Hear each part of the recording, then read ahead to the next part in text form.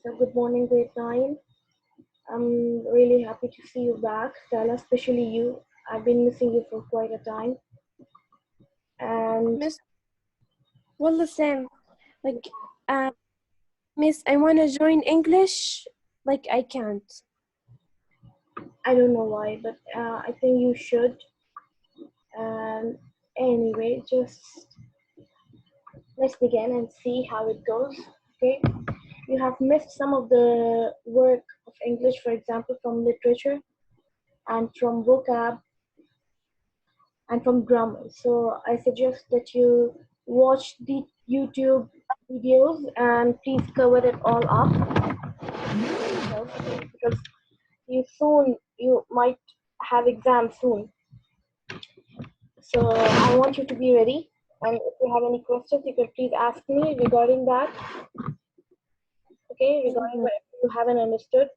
So since we are running out of time, I suggest you do it as soon as possible. So let's begin with literature, chapter 10, which is response to literature. Now, response to literature will be like a review that you write on something. Okay, it is just like your review about the book or your review about the author. So when we say literature, it includes everything. It includes the author. You can write about the author's work, or you can write about single work of author, or you can even write about his poem, or you can compare also. You can compare like different works from different authors, and that's how you give your review or your response. So this is response to literature. It could be any work from literature, it could be poetry, it could be short stories, novels, whatever. And we'll begin with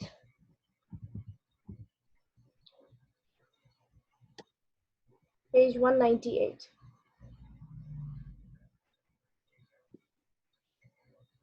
Okay, so an interpretative response is a kind of writing in which you take a close look at an author's work and explain and support your reactions to it.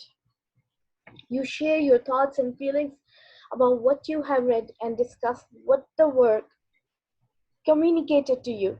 In this chapter, you will explore one kind of interpretative response, a letter to an author. So, in this chapter, you are only dealing or discussing one kind of interpretative response, which is a letter to an author. Okay, in this lesson, although there are many other ways you can write your response to different kinds of piece of literature. Okay, now you will develop your letter to the author by taking it through each of the steps of the writing process, which are, as you know, which we follow in every kind of writing, which is pre-writing, drafting, revising, editing, and publishing. Now, you will also have an opportunity to write an interpretative blog entry to preview the criteria of how your letter to an author will be evaluated. See the rubric on 215. That is something that we have to do later. First, we need to know the elements of writing of the letter that we are going to write.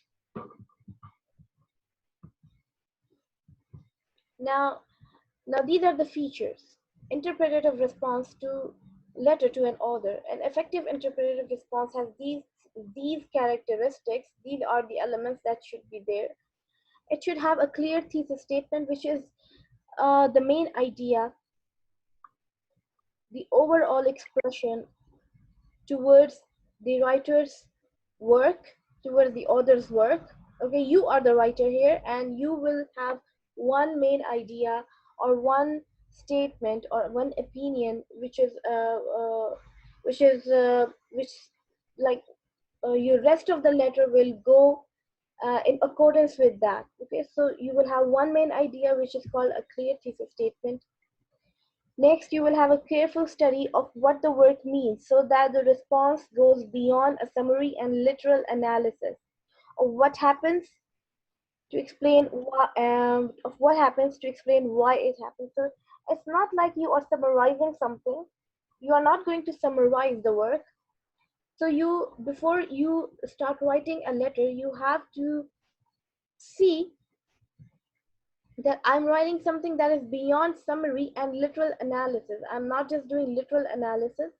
I'm writing a letter. I'm giving my review. I'm giving my response, of which it should not look like a summary. It should not look like I'm just summarizing the whole thing that he has written. Valid inferences.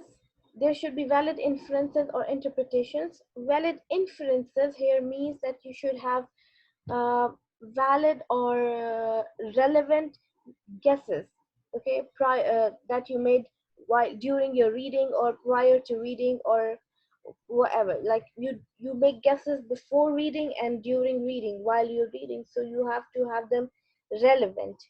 Okay, they should be valid ones. Or interpretations about what the word means and examples from the text to explain the inferences. For example, if you made some guess about the plot, about his work, if you were reading his short story, let's say, and you made an inference, you made a guess about what is going to happen next, how well it came out true, okay? And what did you interpret, or how surprised were you to see the result of your guess? Like, was it did it really happen or not, and what you expected and whatever. So this is about your interpretations and inferences during your reading the author's work. Then we have relevant evidence, which means that you need to provide. Now whatever you made, whatever the guesses you made, or whatever the response you have, you always need to support it with some relevant evidence from the author's work, including quotations and examples that support the writer's opinion.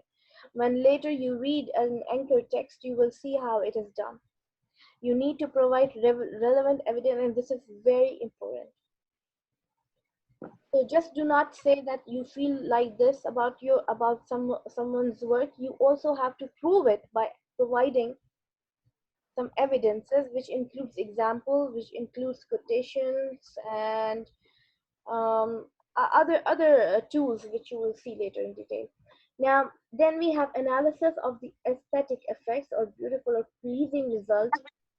So aesthetic effects are a beautiful or pleasing result of author's use of stylistic or rhetorical devices to discuss how the writer's style affected the work. So it is not only about what you think, it is also about pointing out or identifying the tools that the writer has used, the devices that the writer has used, how beautifully he has used them, what was his words like, what were his rhetorical devices like, okay, how well he used the irony, how well he used allusions, how well he used similes and metaphors and everything.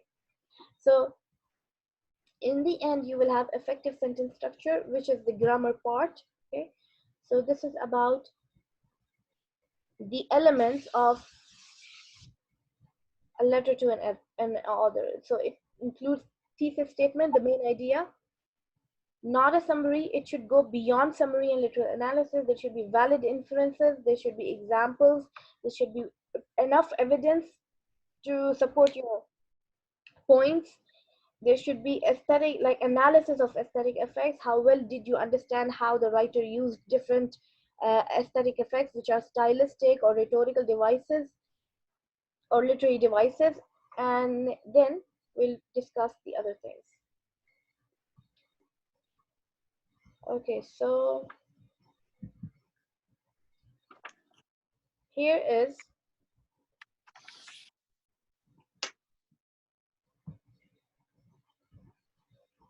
other forms of interpretative response. Now, these are forms of interpretative response. Since you're dealing with just one, which is a letter to the author, but there are still many other ways you can give your response to literature, which include blog comments.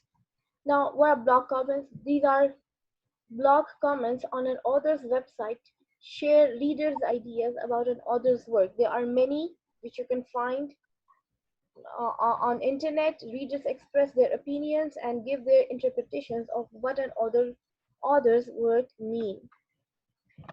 So there's a website that where readers come and they express their ideas, their opinions, and their interpretations about an author's work. Then we have comparison essays, explore similarities and differences between two or more works of literature. For example, a comparison essay may compare how main characters in two different stories handle a similar problem. Maybe there is the same conflict, or maybe there is the same theme, and but the plots are different. So how well one author has driven his plot, taking the theme or moving in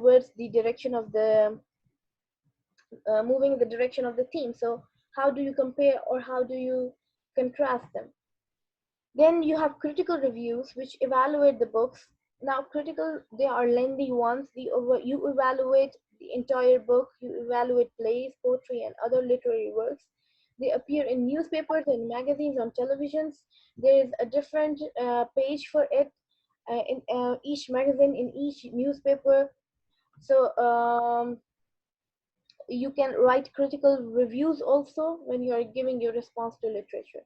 These kind of interpretative works present a writer's opinions and support them with specific examples. I wonder where is Ayla today?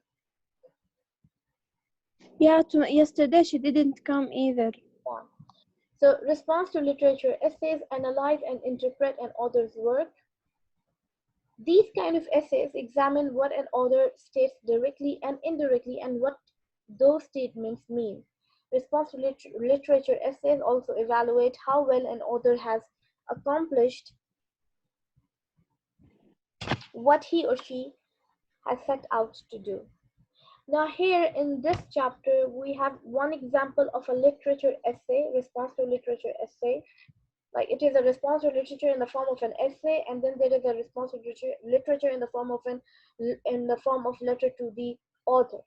We have both models. We will read them, and then we can see what we can move on with easily. If you want to write a letter to an author, it's all up to you. You can do that, or if you just want to write an essay, you can do that as well. So let's go to this is okay. Now this is the form of essay, response essay. Okay.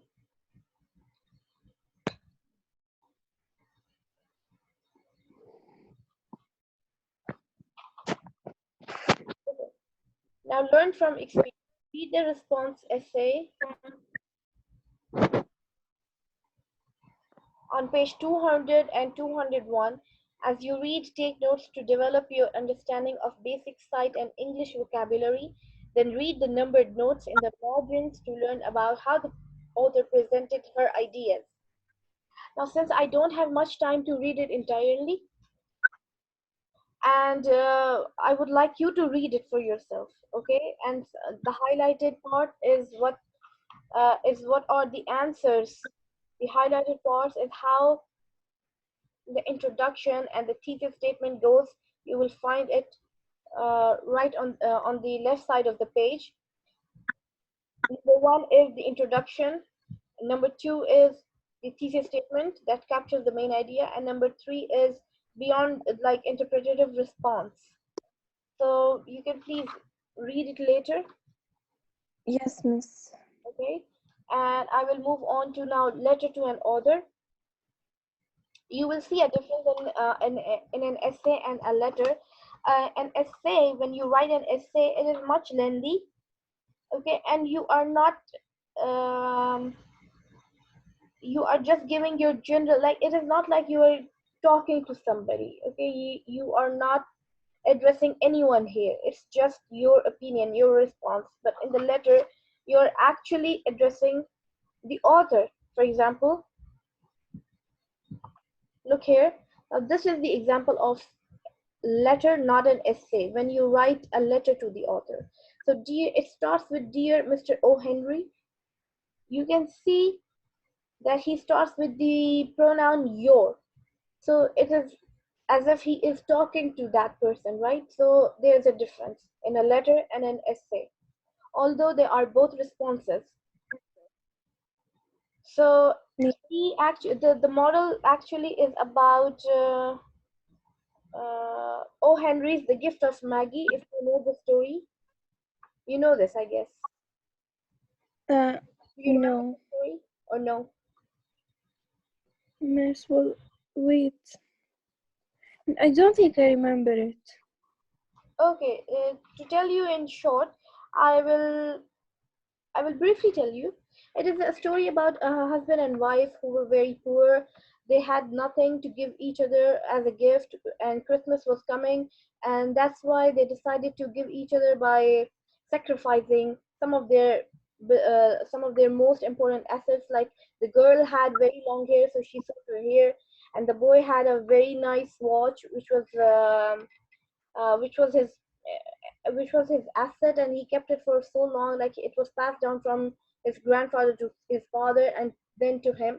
So they actually sold them and bought gifts to each other, and that's how the story ends. And those gifts that they bought for each other were useless at the end, because the girl bought a chain for his watch, and the boy, the husband, bought a comb, a brush for her wife. But neither of them the girl didn't have the hair to be calm, and the boy didn't have the watch to have the chain attached to it. So that's how the story ends. It was very sad, and it shows the importance of sacrificing for love, and also you can it's a short story. It's very nice. You can read it. Maybe on internet you have different links to read free, Yeah. so you can read from there, and you will then understand very well how he has written a letter to an author. I want to read it a little bit because I really um, it's kind of interesting to read this one. Okay, dear Mr. O. Henry, your story, The Gift of the Maggie, held my attention from the first word to the last. Your tale of two people so in love that they give up their most prized possessions to buy each other presents show that love is life's greatest gift. So I was caught up in your story from the very start. I felt sorry for poor Della, who wants so much to buy her husband a Christmas gift, but just doesn't have enough money. When you say that life is made up of sobs, sniffles, and smiles, with sniffles predominating, you perfectly express how Della feels. When I realized that Della was about to sell her long shining hair to get money for a present, I admired her. At the same time, I wondered if I could have done what she did. Clearly, her love for Jim was strong enough to make it possible for her to do something totally unselfish. As Della later tells Jim, maybe the hairs of my head were numbered, but nobody could ever count my love for you. By buying Jim a fob chain for his pocket watch, Della puts Jim's happiness before her own. She does not want to cut and sell her hair, but buying Jim the special gift is much more important to her than her hair. So it's a very nice response, exactly how it should go with the story. The story itself is very beautiful, very touchy, so I think the response does justice to it. So uh, I want you to take a simple piece of, for example, you recently took Romeo and Juliet. You can simply write a letter to Shakespeare, okay, and you can give him your response as if you are talking to him, or as if you're sitting just next to him and giving him your reviews about his work. You can do that. Keep it short. Okay? Keep it short. Now on page 204, you will see I have only 5 minutes left, so let's just finish it quickly. You have a topic bank from what you can, like, you can choose anything from a topic bank. They have given, this is a bank which you can choose from. Like you can write a reaction to an author's work. You can write a response to a plot, or you can write a response to mentor text. Now, how do you do it when it comes to reaction to an author's work? Write a letter to an author explaining your reaction to his or her book. play, or story. In your letter, use specific evidence from the work of literature or support your opinion. So just do not write your opinions, or do not write what you think or you feel or your own expressions. Also provide some text evidence. If you think that this plot was really thrilling, provide some evidences. What kind of evidences? I'll tell you later. Now, the response to a plot, you choose a piece of writing that has memorable plot. You can even just write about one plot of the whole thing. You don't have to write about the whole piece of writing of the author. Just take one part of it, like take the plot and write a letter to the author in which you describe your reaction to the plot and explain why you thought the plot was especially effective or memorable. What happened in a plot, like maybe the conflict was really different, or maybe the resolution was different, or maybe the rising actions were different. So you can just, or maybe the climax was very exciting. Response to a mentor text. Now read Home Landing by Margaret Atwood on page 94. Write a letter to the author in which you describe your reaction to the narrator and the point of view from which the story was written. So they have actually given you some ideas. You can choose any one of them and start off with your writing. You can discuss an author's works with classmates. If we do not have classmates, unfortunately, you cannot do this. Next is narrow your topic. Now you have to keep it to the point and you have to keep it short and brief. Don't start writing on the entire work of Shakespeare, describing how he wrote Macbeth and how he wrote other sonnets. And no, you have to just choose one part of it, one thing from his whole work, and give response to that specific particular piece of work. Okay, do not just start writing about the whole work, entire list of all what Shakespeare has written. Yes. You also have to keep in mind questions for audience, and you have to keep some questions for purpose which are here. Who will read my letter? How should I keep? What kind of tone should I keep? And what kind of letter? What kind of words should I use? Also, what do I want my readers to understand about the work? What's my main point? Like, you should first have to build a statement in your own mind. Okay, you need to feel something about that work. You cannot just start writing without having an opinion about a work. When you read something, you definitely build up an opinion, you build up your idea, and then you support it. So you need to have a clear analysis of the of the work. Then we have here page 206.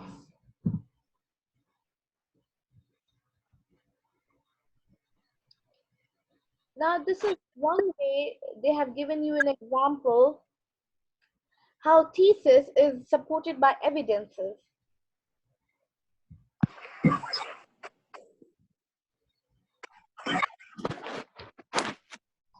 Now the thesis, a girl, I think it's a girl, she has written a thesis. Mystery Mansion is packed with suspense, humor, and interesting description. How has she proved it? By using evidences. How can we believe her? Like, how should we believe her? So in order to make us believe, or she provided some evidences, like the suspense starts when Will gets a strange, scary invitation in the mail. Or and then in the second evidence, she said the story is also funny. For example, now look. For example, when Karen says, "Look out," Will he answers, "Out is just where I want to look." So it's kind of funny, and she provided a quotation from the work itself, from the story itself. This is example. And then in the third one, this description paints a vivid picture. Now this is again providing text evidence. This text starting from the till sun is actually from the work itself. So here's how she provided text evidence to prove what she thinks, what kind of mystery mansion story is like.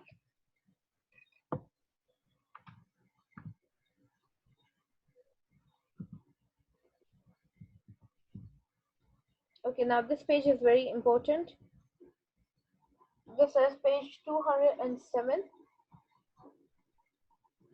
Now, to support, now we were talking about providing evidences. Now, to support your evidence, to provide evidence to support your statement, opinion, you need some evidences. What kind of evidences can we use? What kind of here writers use various kinds of evidences. Look at these examples. Now these are all kinds of evidences that you can provide to support your opinions. Number one is embedded quotations. Will has so frightened that he whispered, "This place gives me the creeps." So she has used, you can use quotations from the work, from the story, to show, to support your opinion. Okay, if you think that something it was creepy, this quotation from the story proves it. Next is examples. You can, a scary situation occurs when Will leans on a wall to catch his breath and the wall swings open to reveal a hidden staircase. This is an example from the story also. Now quotation are exact words from the story, but examples are like paraphrasing. You have paraphrased it. Okay, you have just given a situation, you have just given one example from the story that shows that yes, this plot, this part of the plot was this really proves that this was scary or something. Descriptive details. Now you can use descriptive details to prove your point, your opinion, like covered in spider webs and a carpet of dust. The old staircase smelled musty, like something that had never seen the sunlight. Anything that is in quotations, okay, that is in quotation marks means that it is copied from the story. It is copied from the story. So this is not a quotation, but these two lines are copied. Now, personal observation. It is not like it is your own observation. What makes this story so original is that it's funny and scary at the same time. It is here she has not given any evidence from the story, but she has given her own point, her further opinion. Then we have relevant information and valid inferences, like first Will gets a strange invitation to the mansion, then when he arrives to the mansion, strange things slowly begin to happen. Readers begin to expect that bad things will happen soon. So this is your interpretation and your inferences, how you made an inference and did it prove right or wrong. So these are ways you can provide evidences to your opinions in your letter or your essay about response to literature. Yeah.